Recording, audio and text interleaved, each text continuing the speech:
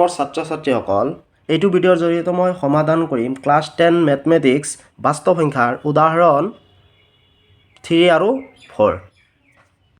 উদাহৰণ 3 চোৱা, দেখুওৱা যে যিকোনো যোগাত্মক অযুগ্ম অখণ্ড সংখ্যাই 4q + 1 নাইবা 4q + 3 আৰ্হিৰ য'ত q কোনোবা এটা অখণ্ড সংখ্যা। এবাৰ আমাক দেখুৱাব কৈছে যে যোগাত্মক অযুগ্ম অখণ্ড সংখ্যা এই 4q + 1 নাইবা 4q + 3 আৰ্হিৰ।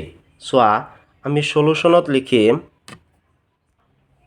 আমি ধৰি ল'ম, চোৱা, এ যিকোনো এটা যোগাত্মক অযুগ্ম অখণ্ড সংখ্যা আৰু b = 4। কিয় লৈছোঁ 4? এইয়া ইয়াত ইয়াত 4 বুলি কৈছে, 4q + 1 হয়নে? ইয়াতো চোৱা 4q, সেইকাৰণে। তাৰপিছত চোৱা, এটাকে ইউক্লিডৰ বিভাজন প্ৰমেয়িকা প্ৰয়োগ কৰি পাওঁ a = এই b ঠাইত আমি 4 লিখিম হয়নে? 4q + r য'ত 0 ≤ r b আছিলে, b ঠাইত আমি 4 লৈছোঁ। এতিয়া চোৱা, r = 0 হ'লে হয়নে? চোৱাচোন, a = 4q + 0 = 4q হয়নে?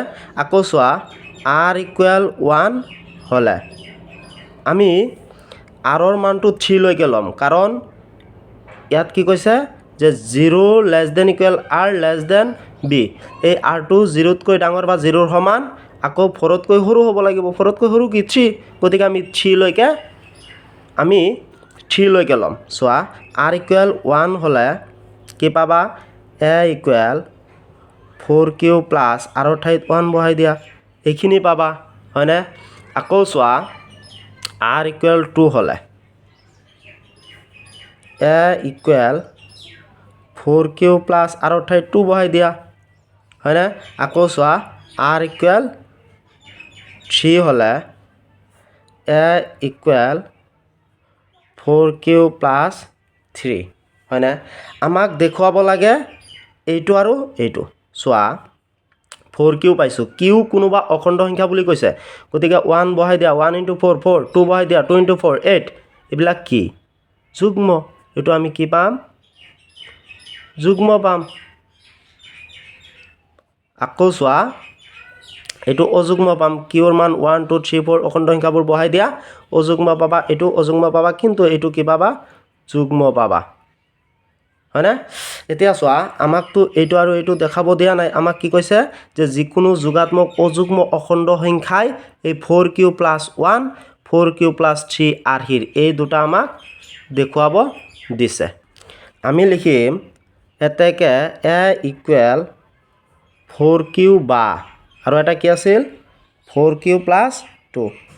4q + 2 হ'লে আমি এটো কি পাম? যুগ্ম পাম আমি হয়নে? কিন্তু এইটো আমাক দেখাব দিয়া নাই। আমি কি লিখিম? কিন্তু ই গ্ৰহণযোগ্য নহয়। কিন্তু ই গ্ৰহণযোগ্য নহয়। আকৌ চোৱা, আমাক দেখাব দিছে কি? আমি এইটো লিখিম, আনহাতে a = 4q + 1 বা 4q + 3 হ'লে অযুগ্ম। এইখিনি আমি দেখাইছোঁ হয়নে? এতেকে এটা যিকোনো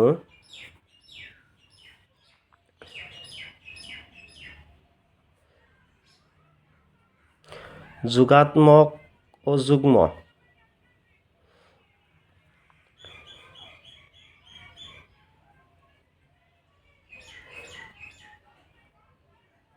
অখণ্ড সংখ্যা হ'লে 4q + 1 বা 4q + 3 আৰ্হিৰ হ'ব হয়নে? আৰ্হিৰ, এইখিনিয়ে নিশ্চয় বুজি পাইছা। উদাহৰণ 4 চোৱা, এজন মিঠাই বেপাৰীৰ 420টা কাজু বৰফি আৰু 130টা বাদাম বৰফি আছে। তেওঁ সেইবোৰ কেইটামান থাকত এনেদৰে সজাব বিচাৰিলে যে প্ৰতিটো থাকতে সমান সংখ্যক মিঠাই থাকে আৰু ট্ৰেখনত এইবোৰ আটাইতকৈ কম ঠাই আগুৰে এই উদ্দেশ্যৰে থাকবোৰ সজাব খুজিলে প্ৰতিটো থাকতে কিমান সংখ্যক মিঠাই থাকিব চোৱা কুৱেশ্যনৰ পৰা আমি বুজিব লাগিব যে আমি সমাধানটো কেনেকৈ কৰিম চোৱাচোন কি কৈছে যে প্ৰতিটো থাকতে সমান সংখ্যক মিঠাই থাকিব লাগিব ডেট মিন্স কি ইউক্লিডৰ বিভাজন প্ৰমেয়িকাটো প্ৰয়োগ কৰি আমি এই 420 আৰু 130 আমি কি ওলাম গহাও ওলাম আৰু গহাও যিমান ওলাব সেইকেইটাকৈ প্ৰতিটো থাকত থাকিব চোৱা একেবাৰে ইজি সলিউশন আমি কি লিখিম যে যিহেতু চোৱা 420 ডাঙৰ নে 130 ডাঙৰ নিশ্চয় এইটো ডাঙৰ গতিকে 420 গ্ৰেটাৰ দেন 130 হয়নে এতেকে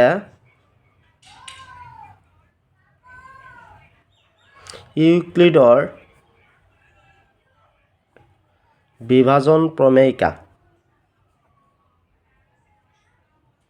প্ৰয়োগ কৰি পাওঁ প্ৰয়োগ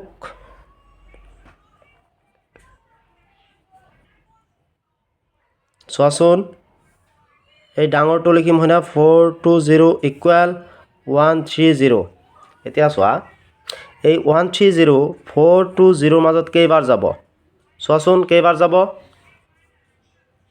নিশ্চয় 3 বাৰ যাব হয়নে চোৱা এইটো আৰু এইটো পূৰণ কৰা তুমি 3 into 0 0 3 into 3 9 3 into 1 3 হয়নে আকৌ 420 পৰা তুমি মাইনাছ কৰা কিমান পাবা 0 হয়নে ইয়াত চোৱাচোন 12 পৰা 3 ইয়াত এইটোৱে হয়নে প্লাছ এইটো কি ভাগশেষ পালোঁ আমি হয়নে 30 আকৌ চোৱা এই 130টো আগত লিখিবা 130 ইকুৱেল এই 30 এইটো 30 এতিয়া এই 30 কেইবাৰ যাব চোৱাচোন কেইবাৰ যাব 4 বাৰ যাব হয়নে 4 into 30 কিমান পাবা 120 হয়নে 130 পৰা 120 মাইনাছ কৰিলে কিমান পাবা 10 পাবা আকৌ চোৱা এই 30টো লিখা এই 30 ইকুৱেল 10 10 কেইবাৰ যাব 30 মাজত 3 বাৰ যাব প্লাছ 0 হয়নে 0 ওলাইছে যদি আৰু আমাৰ কৰিবলগীয়া একো নাই এতেকে কি লিখিম নিৰ্ণয় গহাও কিমান পাইছোঁ আমি নিৰ্ণয় গহাও ইকুৱেল 10 পাইছোঁ হয়নে এতেকে প্ৰতিটো থাকতে